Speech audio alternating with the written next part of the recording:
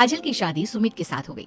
काजल के माँ बाप का एक कार एक्सीडेंट में देहांत हो जाने की वजह से उसकी पढ़ाई 9th क्लास के बाद हो नहीं पाई, क्योंकि काजल को उसके मामा जी ने पाल पोस कर बड़ा किया था, लेकिन उसे पढ़ाया लिखाया नहीं। काजल के अच्छे नेचर और उसकी सुंदरता को देखकर सुमित को वो पसंद आ गई और सुमित ने काजल के साथ शादी कर ली। शादी के बाद हमारी बहू भले ही कम पढ़ी लिखी है, लेकिन लाखों में एक है। सही कहती हो। पड़ोस वाले शर्मा जी अपनी बहू से बड़े परेशान है, उनकी कोई बात ही नहीं सुनती। अरे लेकिन हमारी काजल, वो तो हमारा खूब कहा मानती है और घर का काम भी कितने अच्छे से करती है। सही कहती है मम्मी, पहले मुझे भी लगता था आजकल के जमाने में सिर्फ 9th क्लास पास लड़की कुछ अजीब लगता है, लेकिन घर उसने कितने अच्छे से संभाल लिया है। अब बेटा, पढ़ाई तो वो अपनी परिस्थितियों की वजह से नहीं कर पाई, लेकिन बाकी काम तो अच्छा ही करती है। अच्छा मम्मी, शाम को मेरे ऑफिस के दोस्त और उसकी वाइफ घर पर आ रहे हैं काजल से मिलने के लिए। अरे ये तो बहुत अच्छी बात है बेटा, लेकर आओ तुम्हारे दोस्तों को। शाम के वक्त, काजल, ये मेरा दोस्त अजय है और ये उसकी पत्नी Sonali. Hello Kajal, how are you? Are you working somewhere? माफ करना जी, मैं आपकी बात समझ नहीं पाई। ओह आई एम सॉरी, मैं बस ये पूछना चाह रही थी कि क्या तुम कहीं पर जॉब करती हो या हाउसवाइफ हो? जॉब? आपका मतलब नौकरी ना, लेकिन वो मैं कैसे कर सकती हूँ? ये तुम्हारी वाइफ क्या कर रही है? क्या तुम अपनी वाइफ को जॉब नहीं करवाना चाहते? अरे नहीं नहीं दोस्त, वो बात नहीं है। एक्चुअली काजल सिर्फ 9th पास है ना, इसलिए। Oh my God, are you serious? Sumit आजकल के जमाने में और सिर्फ 9th पास? आजकल तो गांव की लड़कियां भी कॉलेज की पढ़ाई पूरी करती है। काजल, क्यों पढ़ाई नहीं की तुमने? बस मेरे सामने कुछ ऐसी प्रॉब्लम थी जिसकी वजह से मैं पढ़ाई नहीं कर पाई जी। सुमित को अपने दोस्तों के सामने बहुत अजीब लगता है कि सब लोग इतने पढ़े लिखे हैं और उसकी बीवी सिर्फ 9th पास है, लेकिन वो काजल को बहुत पसंद करता था, इसलिए वो काजल से कुछ नहीं कहता। लगता है इनको इनके दोस्त के सामने बहुत अपमान जैसा महसूस हो रहा है। मुझे आगे की पढ़ाई करनी चाहिए, कम से कम 10वीं पास करना तो बहुत जरूरी लगता है। अगले दिन, मम्मी जी, मुझे आपसे कुछ जरूरी बात करनी थी जी। हाँ हाँ बोलो बेटा, क्या बात है? मम्मी जी, दरअसल मैं ना 10वीं क्लास की पढ़ाई करना चाहती हूँ, 10वीं पास करना चाहती हूँ। लेकिन बेटा, अब घर के इतने सारे काम, जिम्मेदारियों के बीच तुम 10वीं की पढ़ाई कैसे करोगी? पापा जी, मेरा बहुत मन है, प्लीज मना मत करिए ना जी। अरे ठीक है बेटा, जैसी तुम्हारी इच्छा, तुम 10वीं का फॉर्म भर दो। काजल खुश होते हुए वहाँ से चली जाती है। कुछ दिनों के बाद, मम्मी, क्या आपने सच में खुश होकर काजल को आगे की पढ़ाई करने की परमिशन दे दी? मेरा मतलब है, वो पढ़ाई करेगी तो घर का सारा काम, जिम्मेदारी कौन संभालेगा? अरे देखो बेटा, काजल हमारा इतना ख्याल रखती है, अब उसने हमसे परमिशन मांगी थी तो हम कैसे मना कर देते। और वैसे भी एक बार एग्जाम देने दो, उसका मन रह जाएगा। तुम्हें क्या लगता है, अब शादी के बाद 10वीं की परीक्षा पास करना आसान होता है क्या? अरे कुछ हो या ना हो, पर अगर हम मना कर देते तो उसे बुरा लग जाता ना। हाँ वैसे आपकी बात तो ठीक है। मम्मी पापा, हमें काजल का दिल नहीं तोड़ना चाहिए। अगर कुछ होगा तो ठीक है, नहीं तो कोई बात नहीं। वैसे भी एग्जाम पास करना बहुत मुश्किल सी बात है। 1 महीने के बाद, मम्मी जी, मुझे 10वीं का एग्जाम देना था, लेकिन एक प्रॉब्लम है। अरे क्या हुआ बेटा, बताओ मुझे। मम्मी जी, मैं प्रेग्नेंट हूँ और ऐसी हालत में मुझसे पढ़ाई और काम दोनों चीजें नहीं हो पा रही है। अरे कोई बात नहीं बेटा, तुम अंदर कमरे में जाकर आराम करो, हम कुछ सोचते हैं। काजल के जाने के बाद, मैंने कहा था ना, इसे अपने मन की कर लेने दो। हम मना करते तो बेकार में बुरा मान जाती। अब प्रेग्नेंट हो गई है, पढ़ाई तो वैसे ही नहीं कर पाएगी। सही कहती हो तुम, लेकिन मुझे लगता है कि बहू का 10वीं पास करने का बहुत मन था। मम्मी, उस दिन जब मेरे दोस्त घर पर आए थे ना, तो मैंने काजल का चेहरा देखा था, वो बहुत उदास हो गई थी। शायद उन लोगों के सामने खुद को काफी नीचा महसूस कर रही थी। अरे लेकिन बेटा, हमने तो परमिशन भी दे दी ना, अब प्रेगनेंसी और घर की जिम्मेदारियों के चलते कैसे सबको संभालेगी? मरचू जंगल से लकड़ियां काटकर बाजार में बेचने गया, लेकिन उसे लकड़ियों के अच्छे दाम नहीं मिले। इस पर मरचू ने कहा, अरे भैया, इतने कम पैसे, इन पैसों में तो 2 वक्त का खाना भी नहीं मिलेगा। आप मुझे बहुत ही कम पैसे देते हैं। मैं इतनी मेहनत से लकड़ियां काट कर आता हूँ, लेकिन उनके पैसे मुझे बहुत कम मिलते हैं। भैया, तुम्हारी लकड़ियां होती ही इतनी कमजोर हैं कि मैं इससे ज्यादा पैसे नहीं दे सकता। तुम्हारी लकड़ियों के बस इतने ही पैसे बनते हैं। अरे भैया, कुछ ज्यादा कर दो ना। वो क्या है ना कि इन पैसों का तो कुछ भी नहीं आता। मैं अपनी जिंदगी कैसे गुजारूंगा? भैया, तुम जाकर अच्छी लकड़ियां लाओ, तभी इन लकड़ियों का अच्छा दाम मिल पाएगा, वरना इन लकड़ियों का तो यही दाम है। ये सुनकर मरचू बहुत ज्यादा परेशान हो गया और पैसे लेकर किराने की दुकान से सामान खरीदकर घर आ गया।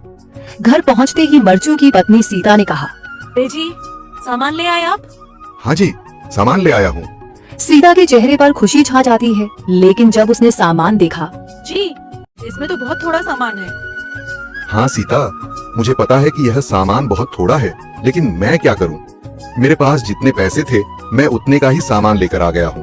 इस तरह हमारा गुजारा कैसे हो पाएगा जी? आपको तो पता ही है कि हम कितनी मुश्किलों से गुजारा करते हैं। हाँ हाँ, मुझे पता है, लेकिन मैं कर भी क्या सकता हूँ। मेरे पास इतने पैसे ही नहीं कि हम एक अच्छी जिंदगी गुजार सकें। इतनी मेहनत कर रहा हूँ लेकिन फिर भी मेहनत का फल नहीं मिल रहा।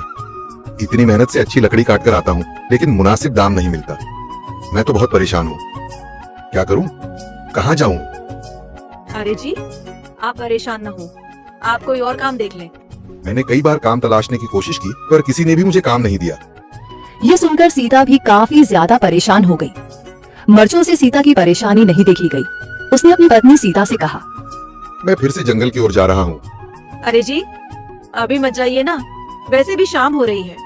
आप कल चले जाइएगा, अभी मत जाइए। ठीक है, अगर तुम रोक रही हो तो मैं नहीं जाता, मैं कल चला जाऊंगा। इसके बाद मर्चू गांव में घूमने के लिए चला गया। तभी उसे एक आदमी मिला और उसने कहा, कहाँ जा रहे हो भैया? और सुनाओ, क्या हाल चाल है? जिंदगी कैसे गुजर रही है? अरे भैया, तुम्हें तो पता है कि लकड़ियां काटकर कैसे गुजारा होता है। हाँ भैया, तुम सही कह रहे हो। और आसपास के जंगलों में अच्छी लकड़ियां भी नहीं है। इसके लिए तो जंगल के अंदर जाना पड़ेगा। पर जंगल के अंदर तो काफी सारे जंगली जानवर होंगे। मुझे बहुत डर लगता है भैया, मैं जंगल में कैसे जाऊंगा? हाँ भैया, जंगली जानवर तो होंगे लेकिन अच्छी लकड़ियां तो वहीं से ही मिलेंगी। ये सुनकर मर्चू बहुत ज्यादा परेशान हो गया। लेकिन वह आदमी बिल्कुल ठीक कह रहा था। जंगल के किनारे की सारी लकड़ियां कट चुकी थीं। अब सिर्फ जंगल के अंदर ही अच्छी लकड़ियां बची थीं। अगली सुबह मर्चू लकड़ियां काटने जंगल की ओर चल पड़ा। जंगल में आने के बाद मर्चू ने कहा, अरे यहाँ पर तो लकड़ियां ही नहीं है। वो आदमी सही कह रहा था, लकड़ियों के लिए तो जंगल के अंदर ही जाना पड़ेगा। और जंगल के अंदर जाना क्या सही रहेगा? मुझे तो बहुत डर लग रहा है क्योंकि वहां पर तो काफी सारे जंगली जानवर होंगे जो खतरनाक होंगे। अगर आज मैं जंगल के अंदर नहीं गया तो मैं आज घर पैसे लेकर नहीं जा सकूंगा, और फिर जब पैसे नहीं होंगे तो गुजारा कैसे होगा? मर्चू जंगल के बाहर खड़ा सोचता ही रहा और फिर उसने सोचा, अरे यहाँ पर भी कोई मजबूत पेड़ दिखाई नहीं दे रहा जिससे मैं लकड़ियां काटकर घर ले जा सकूं। लगता है और अंदर जाना पड़ेगा। यही सोचकर मर्चू जंगल के अंदर चला गया। अंदर जाने के बाद उसने इधर उधर पेड़ देखे पर उसे कोई भी अच्छा पेड़ दिखाई नहीं दिया। यह सोचकर मर्चू जंगल के और अंदर चला आया। वहाँ कोई नजर नहीं आता। वो पागलों की तरह अपने परिवार वालों को ढूंढता है। कुछ घंटे ढूंढने के बाद जब उसे कोई नहीं मिलता तो उसे सब समझ आ जाता है। अब वो करता भी तो क्या, न घर का पता मालूम था, ना ही कोई फोन नंबर। थक हार कर वो वहीं बैठ जाता है। तुम दोनों तो हर्ष को मेले पर लेकर गए थे ना, इतनी जल्दी वापस आ गए? और हर्ष कहाँ है? कहीं नजर नहीं आ रहा। माँ, वो अपने पुराने दोस्तों से मिलने की बहुत जिद कर रहा था तो हम उसे अनाथ आश्रम छोड़कर आ गए हैं। कुछ दिन के बाद आ जाएगा, आप परेशान ना हो। वसुंधरा को दाल में कुछ गड़बड़ लगती है लेकिन वो कुछ नहीं कहती और सीधे अपने रूम में चली जाती है। महिमा, माँ को इसके बारे में कुछ पता नहीं चलना चाहिए। महिमा सिर हिलाकर हाँ कहती है।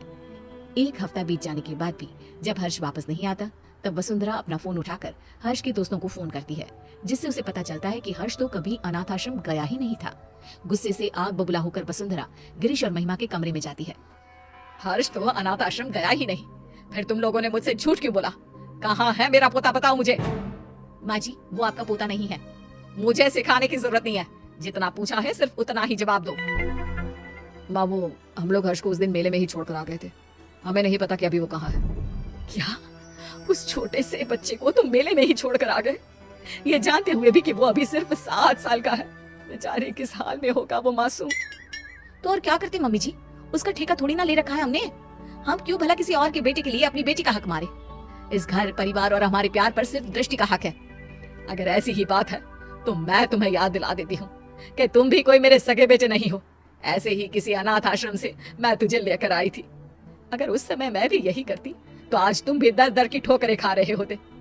मैं नहीं जानती थी कि तुम दोनों की सोच इतनी छोटी भी हो सकती है। वसुंधरा की बातों से दोनों का सिर शर्म से नीचे झुक जाता है। उन्हें अपनी गलती का एहसास तो हो चुका होता है, लेकिन अब शायद बहुत देर हो चुकी होती है। दोनों हर्ष को ढूंढते हुए उसी मेले की तरफ पहुंच जाते हैं, लेकिन वहां उन्हें सिवाय सन्नाटे के कुछ नजर नहीं आता।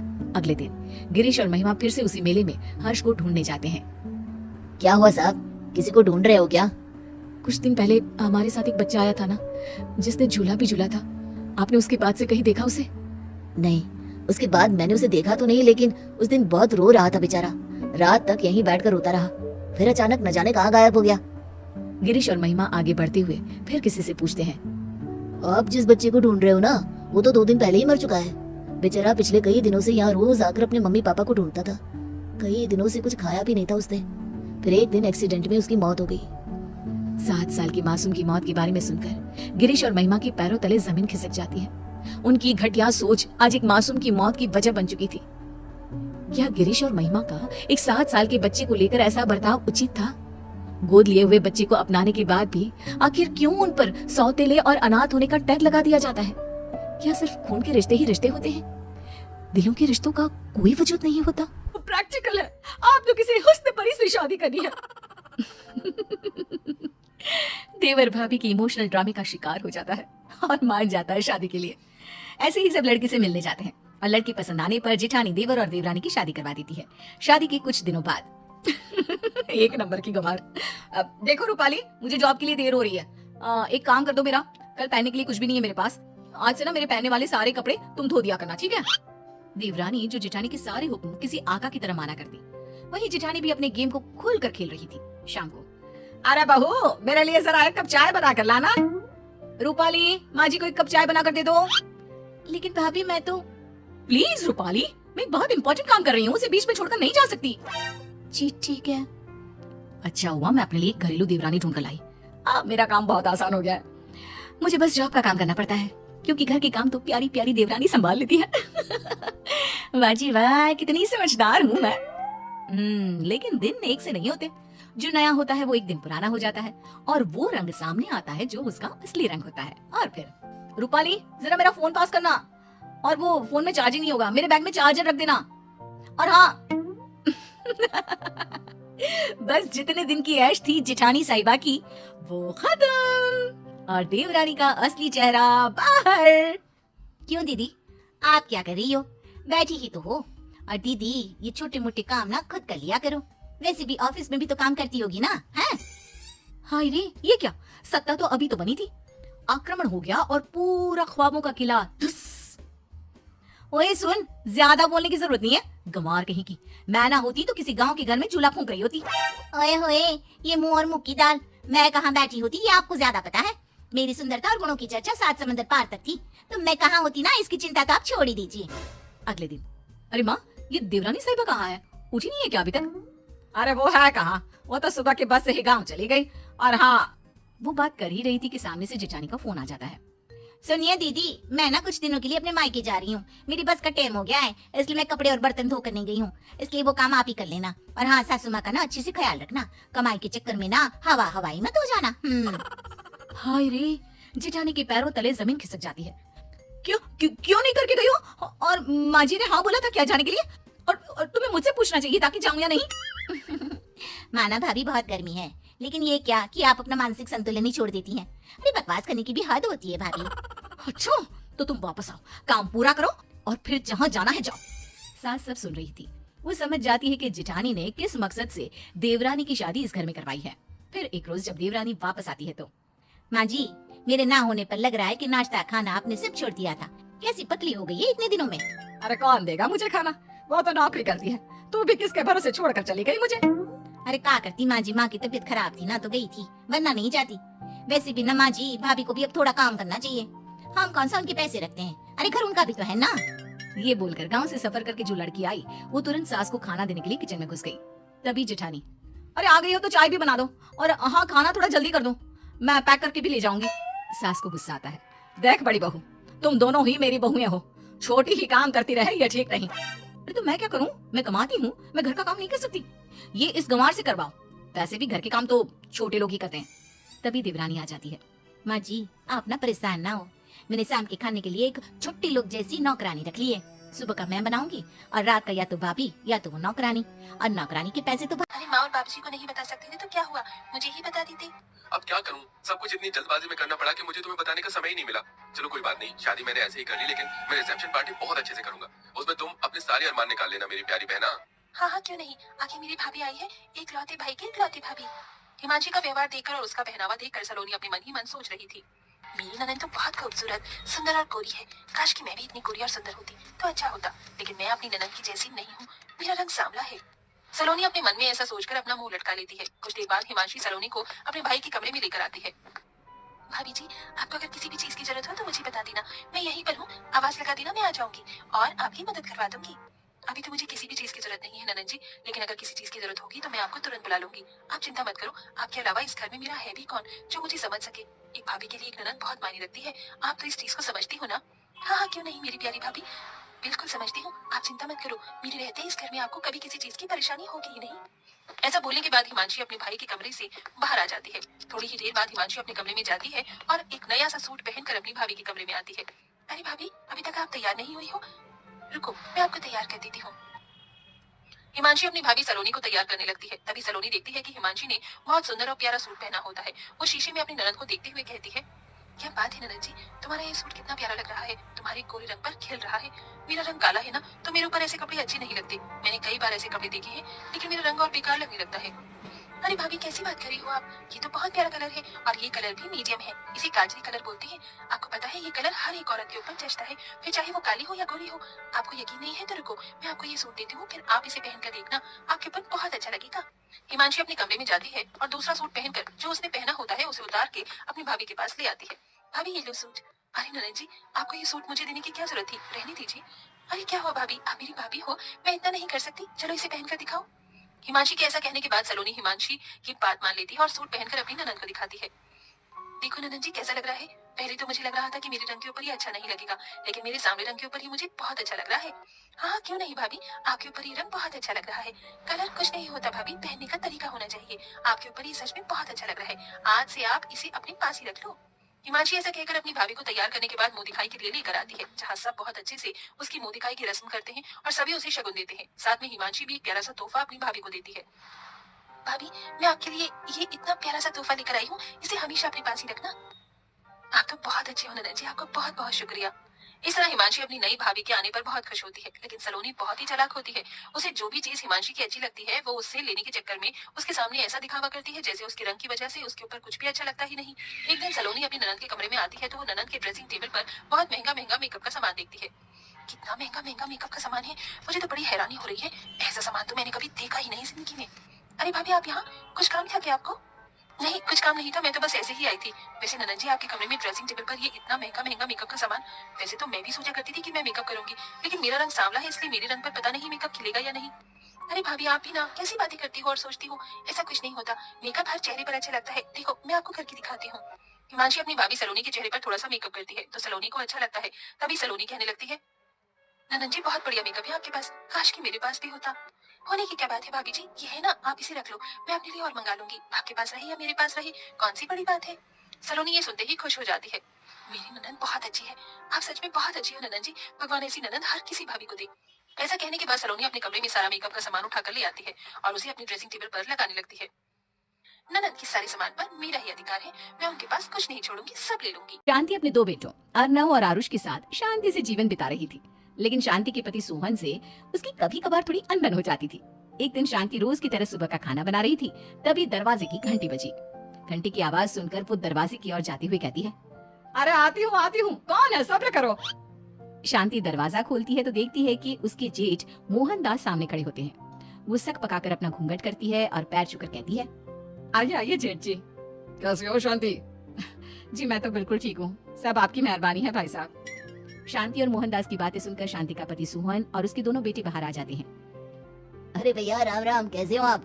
राम राम भाई। अरे शांति, ऐसे खड़ी खड़ी क्या देख रही हो? चाय कॉफी कुछ लेकर आओ, भैया आए हैं। शांति तेजी से रसोई की ओर आगे बढ़ती हुई कहती है, अरे मेरी माँ, गेट खोलने के चक्कर में मेरे तो चावल ही जल गए।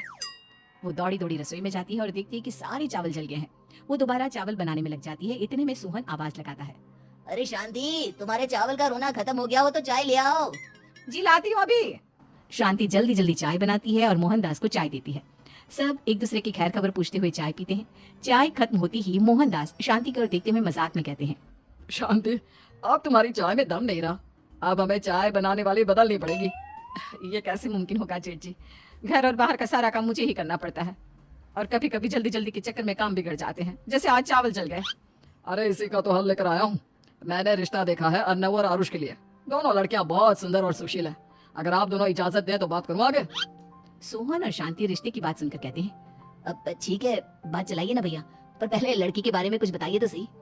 हाँ भाई साहब, लड़की कैसी है, परिवार कैसा है, कहाँ के रहने वाले हैं? देखो परिवार तो बहुत अच्छा है, पर वे दोनों लोग बहुत गरीब हैं, दहेज में कुछ मिलेगा नहीं। अरे हमें दहेज में कुछ चाहिए भी नहीं, बस लड़की संस्कारी होनी चाहिए। एक लड़की तो पढ़ी लिखी है और शहर की रहने वाली है, पर दूसरी अपनी गरीबी की वजह से पढ़ ना सकी और गांव में रहती है, लेकिन दोनों है बहुत खूबसूरत। अगर तुम सबको देखते ही पसंद ना आ जाए तो मेरा नाम बदल देना। हाँ, पर तो हम आके मूंद कर भरोसा कर सकते हैं भैया। अब आगे बात चलाइए, हम शादी करने को तैयार हैं। कुछ ही दिन में अर्नव और आरुष की शादी हो जाती है।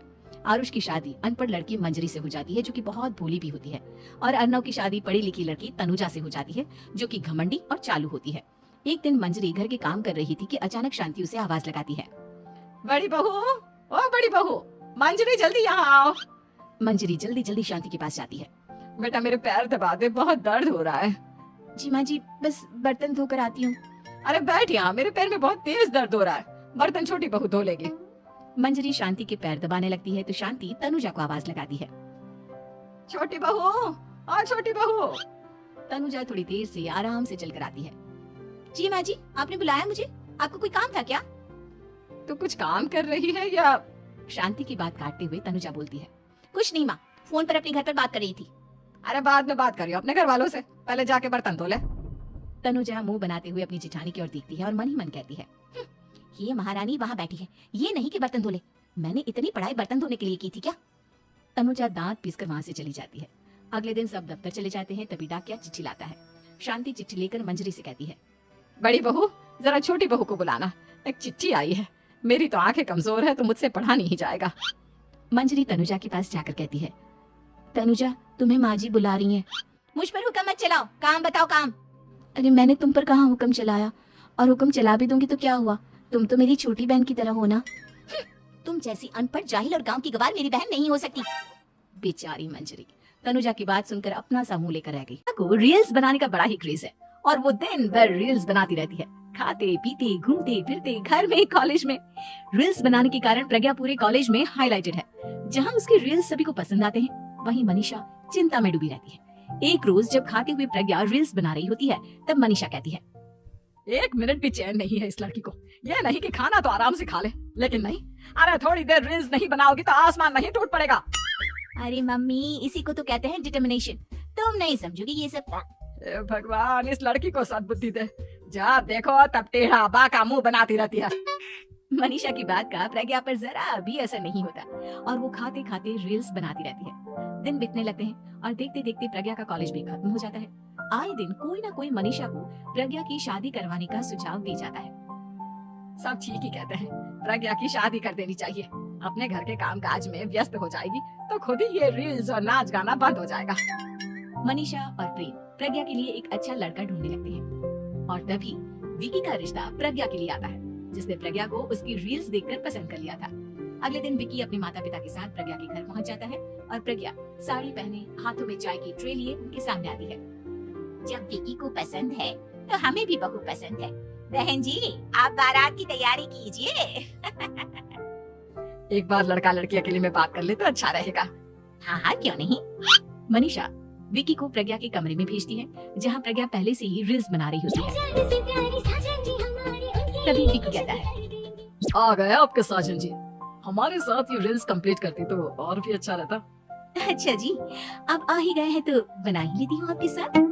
दोनों मिलकर रील्स बनाते हैं। जब वी मीट और तुरंत पोस्ट भी कर देते हैं। फिर विकी कहता है, जब आप साड़ी में चाय लेकर आई तब मुझे लगा कि कहीं मैं गलत घर में तो नहीं आ गया। आप सही है। दोनों की शादी पक्की हो जाती है और शादी के दिन भी प्रज्ञा रील्स बनाने से चुकती नहीं, यहाँ तक कि बारात के समय भी नाचते हुए रील्स बनाती है। सभी लोग प्रज्ञा की तारीफ के पुल बांध देते हैं और प्रज्ञा नाचती गाती अपने ससुराल चली जाती है। सब कुछ अच्छा चल रहा होता है। प्रज्ञा यहाँ भी दिन भर हर चीज की रील्स बनाती रहती है। लेकिन कुछ दिनों के बाद जब सुनीता कहती है, बहू, ये रील्स के साथ साथ कुछ काम भी कर लिया करो। वैसे तुझे और क्या क्या बनाना आता है? मम्मी जी, वैसे तो सब कहते हैं कि मैं सब कुछ अच्छा बनाती हूँ, लेकिन मुझे लगता है कि मैं मैगी अच्छा बना लेती हूँ, हाँ कॉफी भी अच्छा बना लेती हूँ और मुंह तो सबसे अच्छा बना लेती हूँ। हैं? अच्छा अच्छा। सुनीता अपना माथा पकड़ लेती है और कहती है, बहू, कुछ खाना बनाना भी सीख लेती हूँ। मम्मी जी मैं लंबी प्लानिंग कर रही हूँ। जल्दी ही मैं इतनी फेमस हो जाऊंगी कि मुझे पैसे मिलने लगेंगे। हम दोनों सास बहू राज करेंगे, राज नौकर काम करेंगी और लोगों की तो लाइन लगेगी हमसे मिलने के लिए। तेरा दिमाग खराब हो गया है क्या बहू? हंसी मजाक तक ठीक है, लेकिन इस तरह घर नहीं चलते। जितना जल्दी हो इस घर के तौर तरीकों को सीख लो। प्रज्ञा मुंह घुमाकर चली जाती है और तुरंत उसी वक्त एक रील बनाती है। ये देख सुनीता का गुस्सा 7वें आसमान पर चला जाता है और विकी के घर आती ही सुनीता उसे सब कुछ बताती है। विकी भी अब प्रज्ञा की इन हरकतों से परेशान हो जाता है। तुम टेंशन मत लो मम्मा, मैं देख लूंगा। विकी कमरे में जाता है तो देखता है कि प्रज्ञा रील्स बना रही है। विकी बड़े ही प्यार से प्रज्ञा से कहता है, प्रज्ञा, इन सब के लिए मैं तुम्हें मना नहीं कर रहा हूँ, लेकिन फिर भी हर वक्त तो ये अच्छा नहीं लगता ना। समझने की कोशिश। दोस्तों इस वीडियो को लाइक और सब्सक्राइब जरूर से जरूर कीजिएगा, ताकि मैं आप लोगों के लिए ऐसा ही इंटरेस्ट वीडियो लेकर के और आऊँगा।